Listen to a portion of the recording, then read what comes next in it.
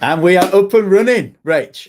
I got rid of the countdown there, partly because it really builds up the suspense of nerves for some reason. So I parked that one, but welcome once again to the LinkedIn Live. We're on Facebook and YouTube as well. So we really are, I'd say, probably out of our depths, Rach, in terms of our platform and expertise, but certainly going to bring a little bit of insight once again for this lunchtime. So we hope you're all well. For a bit of a brief introduction, who may well have just picked up at this on any type of feed. My name is Rob Vickerman. I'm an ex-England Rugby Sevens international and captain, now work athlete and getting into a little bit of performance coaching. Alongside me, as if you didn't know already, that Rach was a physiotherapist. If you could just take about half a step backwards. Today as well. So it's very apt that we're talking about movement because I'm dual hatting today in my physio guys as well as our work athlete team. Oh, don't be so modest, because you can also say about you being a world Thai kickboxing champion, a GB boxer, a mum of twins, and getting her steps in today with chasing a dog around. So she really is multifaceted, many, many hats, not just two, around about 10. But this lunchtime, we're going to bring you a bit of insight, as you can see on the ticker at the bottom, all about movement. Now, this is a topic that I know we love to talk about, Rach. And for people who are experiencing new environments, probably also find it very topical at the moment as well. Well, all those people with dogs as well, the puppy madness and all that, you know, the research is really clear about dogs enhancing that life expectancy, healthy longevity. And it's probably because you spend half of your day chasing around trying to find where the dog's disappeared out the bottom of the garden. So getting those steps in just by accident, trying to find that dog. But what do you think? So people are back with a directive of work from home if you can.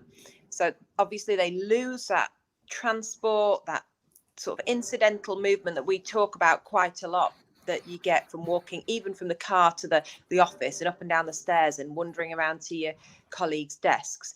How have you been managing to keep that movement into your day now we're both sort of confined to our homes for work? Well, straight in with a great question. I actually think one part is what you're seeing now. So plenty of movement, even when we are technically working on point. I have a standing desk. I have many different locations around the home that I can just place a laptop on. I'm not one of these that works a lot on a desktop per se. So I do have the flexibility of movement around the house, and I really play up to that. Just to give a little bit more insight as to why that is really relevant before I give my kind of own take on it. The reality is that when we talk about this as a topic, it is hard hitting. And here are the facts: that the average person will be sedentary for up to 20 hours a day. Take into account the fact that they'll sleep on average for 8 hours, we hope, or at least have that head on pillow for 8 hours. They'll then have been previously commuting to work, sitting at work, going to lunch, likely for a sit down lunch, going back to the desk where they remain until they go home, they drive home, back on the sofa before they get to bed. So actually probably been a little bit generous in suggesting it's 20 hours. But how do we change that? That is a question. That's what we want to know about. I've got my own ideas. What about you, Rach? Well, and it's why is that so important, isn't it? You know, that 20 hours of sedentary activity is really detrimental to our health. You know, the inflammatory consequence of sitting all day puts that population at higher risk of a whole host of early onset disease, early death even, you know, and we can't really mitigate that extended sitting by going to our 1 hour aerobics class. The data is really clear that although obviously we would encourage that physical activity for some other reasons, if what we do for the rest of the day is sedentary, we're still in a higher population risk bracket in terms of disease risk. But alongside that, the consequences on our cognitive function of sitting all day are really detrimental in terms of our workplace productivity. And we talked a little bit about what we mean by productivity, but in our last LinkedIn Live, but our ability to think creatively, to concentrate, to focus, to remember things are all impaired if we're spending a lot of our time sitting. So if we want to be the best version of ourselves, the simplest thing, I think, or one of the simplest things that we can do is to make sure that movement is part of our norm and a regular part of our norm.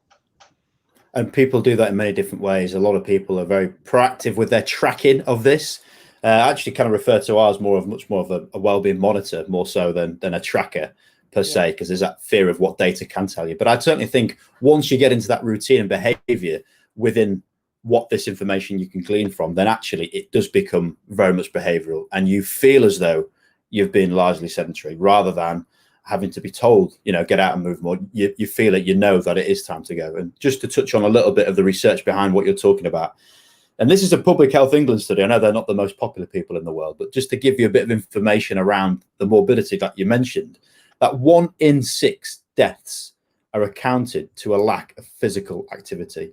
Now, when we do our research and come across studies like that, it is mind-blowing. And that's the headline. But what we want to get into, really trying to emphasize, is the how, the what's, and the whys around movement as a piece, because we talk about it all the time, but unless people can practically change what it is that they're doing, then we're not doing our job as coaches. No, absolutely. And that metric is useful, isn't it, in terms of monitoring how many hours a day you're standing. The wearables will tell you how many steps you're doing per day. And we know the 10,000 steps figure is kind of prompted. It's part of that public narrative, and that's not hugely backed by evidence, but it's a good number to start with. Pick the number that suits you, but I look for 20,000 steps a day, which I know is a lot. What? And I know, and I look for 12 hours of standing time. So I'm looking for my day to be predominantly stood, and that doesn't mean that I'm stood up all day. Some of the time I might be in a low squat position, or I might be in some other random position around the house while I'm doing a different activity, or actually even while I'm treating patients. I'll make sure that I incorporate different movement patterns into the way that I'm interacting with other people, partly for that physical load, so that I'm standing, my cardiovascular system's being stressed appropriately, but also so that I manage that musculoskeletal component. If we sit in that flexed posture all day for prolonged periods, the musculoskeletal consequences of that are quite significant, particularly if you're one of those office-based workers who then at the end of the day goes out to do some kind of high intense physical activity. It's no good throwing a barbell above your head if you've spent all day squatting forwards with your hands in front of you.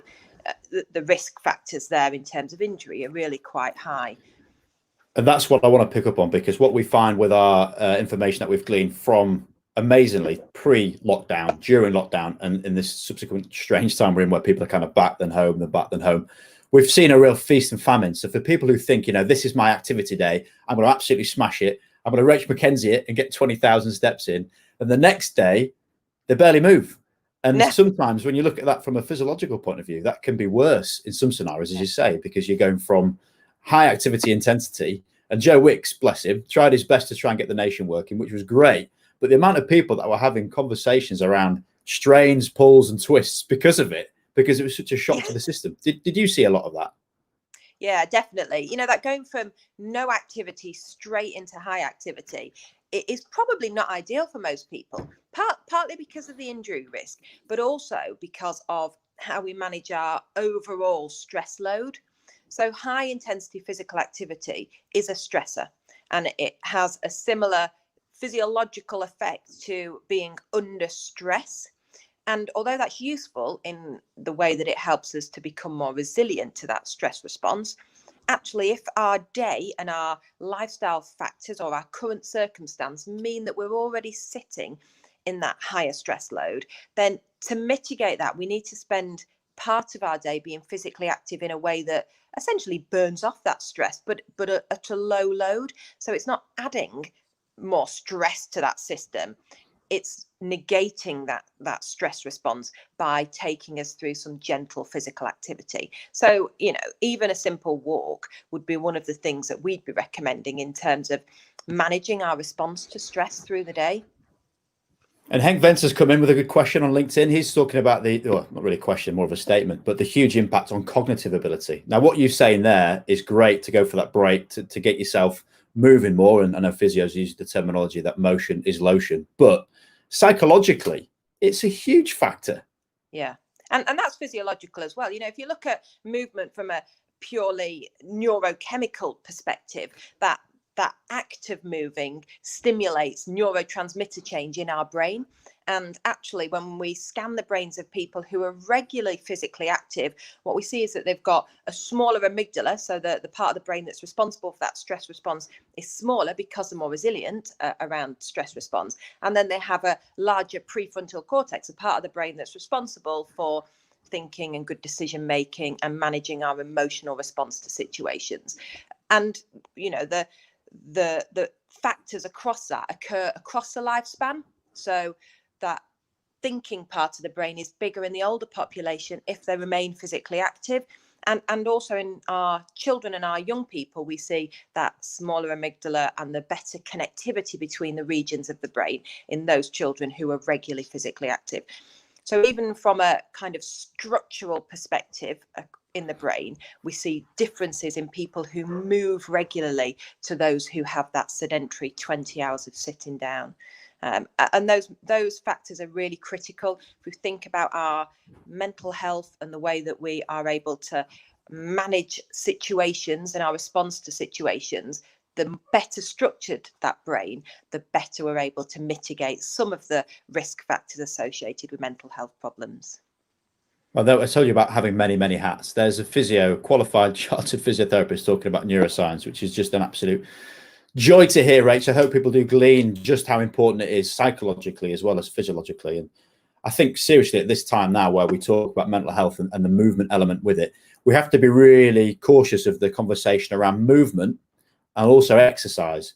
Now, for us, we sometimes look at that as being a little bit merged, but actually they can be two very different things. And just having these movement-based habits completely ingrained in your behavior is what, you know, generally what we talk about as a performance and well-being piece, that is part of an exercise program, not necessarily, you know, you did, I have to do my 3-mile run today, I have to do my 5K, then sit down for the rest of it. So loads to go out there. I think just in terms of moving this on with a real tangible benefit for anyone listening on their lunch or perhaps watching back, what can we really focus on? Those simple wins. You mentioned getting a dog. Many people may well be in the same bracket there. However, aside from that, for someone that hits 20,000 steps, what tips have you got for the wider world out there, Rach? Well, look at how you're structuring your day. So what part of your day can you add in really those mini movement breaks? So what are you doing while the kettle's boiling, for example? You know, are you just stood there looking at your phone, or could you have a walk around the kitchen? You know, is there a step nearby that you could do some step ups on? Really simple ways to build in that extra activity. Do all your meetings need to be on Zoom, or actually could you turn off that camera and walk while you're talking? The ways to build movement into the day mean that you have to look at the way that you're habitually approaching all the activities that you're doing, because probably most of them could be done in a more active way. But also thinking about, how can I change the posture that I'm sitting and standing and moving in, so that we're going through a range of postures regularly through the day, you know, making sure that we maintain mobility has a really positive impact on what our central nervous system is doing in terms of the information that it's receiving, but also on the lymphatic system. So making sure that our immune function is protected by the fact that our tissue is mobile and able to move that lymph around the body. So really looking at what are the things that I do daily, where could I change posture, or where could I add movement in? And if I'm at home, then I need to be even more critical about how I'm spending my time and look at where I'm going to say, actually, this is a non-negotiable. We're walking and talking for this call, or I'm turning the camera off and I'm turning the phone off, or while people are presenting to me, I'm up and maybe I'm just moving about on the spot a little bit. It doesn't have to be a 5-mile run. It just needs to be regular short movement breaks. Half hourly, how am I moving? Yeah, and if there's one thing just to add to that from the conversations we've had throughout the last number of months, it would be just around that team element to it, that if you can make sure that there's other people engaged with you in that process of the walk and talks, or even just setting those challenges amongst each other, you can really harness the ability to come together as a team with that end goal and to benefit from that as well. I think it's huge. So she's there in a physio top. She's just got a dog back, I can hear. She's not going to be chasing that around. And my only evidence, Rach, for the fact that you can hit 20,000 steps is that you are around about 5'4", 5'3", and therefore must be taking seriously more steps than me when we are walking around. Because 20,000 a day, I couldn't hit that. I'll put my hand up. I'm happy with 12,000. So once again, thanks for the time. All you need is a dog and some sports to coach. Some kids, kids to run around after. Yeah, definitely take note of that. Well, that's been the LinkedIn Live. It's been on YouTube, and it's also been on Facebook. So want to get these regular, any themes, any questions people may well have, throw them across. We're here to communicate and try and coach along the way. So thank you very much for those attending, and you'll no doubt see a few of these repurposed, clipped up, and on the feed. Thanks a lot. See you now.